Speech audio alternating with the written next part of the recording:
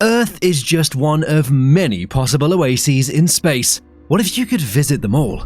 Right now, hundreds of alien worlds are orbiting distant stars, some so Earth-like they might already have oceans, weather, or even life. But here's the catch, getting there isn't the hard part. Surviving once you arrive, that's where things get terrifying. NASA's Kepler Space Telescope has revealed planets in the so-called Goldilocks zone. Not too hot, not too cold, but that doesn't mean breathable air, safe skies, or gravity that won't crush your bones. Some of these worlds might feel like home, others might kill you in seconds. This is your guide to the most dangerous and promising planets we've ever discovered. Keep watching. Before we dream of alien sunsets and alien sand, let's talk distance and how brutal it really is. Kepler's exoplanets aren't just far, they're almost impossibly far. Take Voyager 1, humanity's fastest spacecraft, cruising at 17 kilometers per second. It would take over 75,000 years just to travel one life year. That means getting to Kepler 22b, which is 620 light-years away, would take more than 46 million years. Not exactly a weekend road trip. Now, imagine we build a theoretical spacecraft capable of traveling at 10% the speed of light. That cuts the time dramatically. But even then, Kepler 22b would take 6,200 years to reach. Other planets like Kepler 69c or Kepler 186f would still require thousands of years in transit. So, unless we plan to send generation ships or freeze people for millennia, we'll still need a miracle. This is where things get sci-fi interesting. The only realistic way to make these trips practical would be something like the Alcubierre warp drive, a theoretical concept that doesn't move your ship faster than light, but actually contracts space in front of you and expands it behind you. Think of it like surfing a wave of space-time itself, but we're nowhere close to making this a reality. For now, let's imagine we've solved the travel problem and focus on the real question: what happens when you actually get there? Welcome to your interstellar travel guide. Let's explore the worlds where humanity might one day make a second home. If we can survive them, each one presents unique challenges that could either welcome you with open arms or might as well kill you. So, picture this. After 2,000 years of interstellar travel across 620 light-years of empty space, you finally arrive at what might be humanity's first ocean planet. Kepler 22b orbits a Sun-like G5V star, and at first glance, it seems almost too good to be true. The surface temperature hovers around a comfortable 22 degrees Celsius, perfect beach weather that would make any tropical vacation jealous. But here's where things get mysterious. This ocean world is shrouded in thick, perpetual clouds that hide whatever lies beneath. You're looking at a planet that could be covered in endless sea, with no continents in sight, just alien waters stretching to every horizon. The 1.3 times Earth gravity means you'll feel 30% heavier the moment you step out, but every swim in those alien oceans would be significantly more exhausting than anything you've experienced on Earth. The real gamble lies in that thick, unknown atmosphere. Is it breathable water vapor that could sustain human life? Or are those clouds filled with toxic compounds that would dissolve your lungs with the first breath? But if oceans and mystery aren't your style, let's crank up the temperature, because our next stop is far less forgiving. Enter Kepler 69c. Your journey to Kepler 69c represents one of the longest shots in human exploration. A grueling 7,500-year voyage across 2,400 light-years of interstellar void. When you finally arrive at this rocky world orbiting a G3V Sun-like star, you'd better hope your heat shielding is top-notch, because you're about to experience what might be at 50 degrees Celsius surface temperature. You're landing on a planet that's permanently hotter than the most scorching day ever recorded on Earth. This world sits at the very edge of the inner habitable zone. Any closer to its star, and it would become a second Venus. The surface temperature is a blistering 50 degrees Celsius, and while its gravity at 1.2 times Earth's is manageable, the heat would be your real enemy. What makes Kepler 69c particularly treacherous is its potentially thin atmosphere, which may not support liquid water despite its position in the habitable zone. Survival here would likely mean living underground, shielded from the brutal heat and reliant on constant cooling systems. Step outside unprotected and you could be dead within hours. So, maybe you turn your sights to something more familiar, something that looks and feels like home. Kepler 186f might just fit that description. After a 1600-year journey across 500 light-years, Kepler 186f might seem like the most reasonable destination on our list. It's essentially Earth's twin in terms of size and gravity.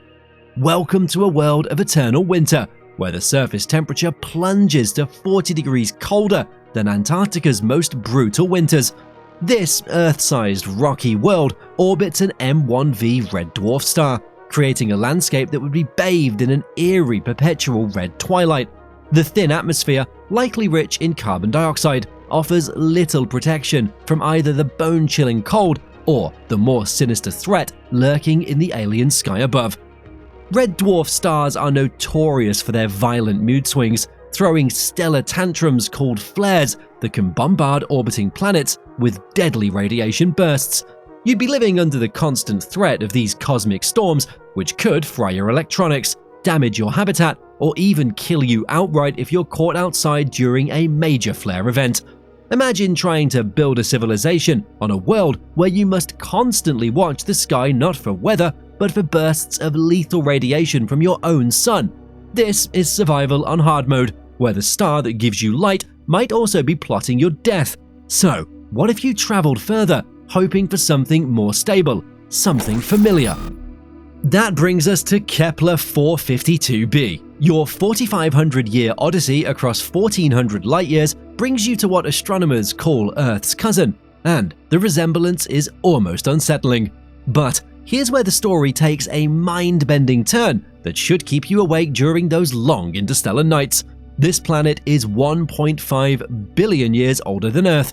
That's not just ancient, that's incomprehensibly old in terms of potential evolution. You wouldn't be stepping onto a pristine, uninhabited world. You could be walking into the ruins of civilizations that rose and fell before complex life even existed on our planet. The 1.6 times Earth gravity means you'd be feeling 60% heavier, making every step a challenge. But humans are adaptable. You might adjust over time. The bigger question is what you'd find after 4,500 years of travel. Would it be a world ready for colonization, or the remnants of a long-lost civilization, or perhaps something far more evolved, something that doesn't welcome visitors? But even if you manage to land safely on one of these alien worlds, the real battle begins the moment you step outside. The biggest threat? The atmosphere, or lack of one. Most Kepler planets have unknown compositions, and chances are high that you won't be able to breathe without a constant supply of oxygen. Then there's gravity. On super-Earths, the pull is stronger, making every movement feel like a workout under pressure, slowly wearing down your bones, joints, and heart.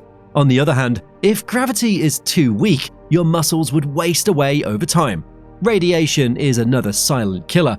Many of these planets orbit volatile red dwarfs, which hurl deadly solar flares that could fry electronics and tear away any protective atmosphere.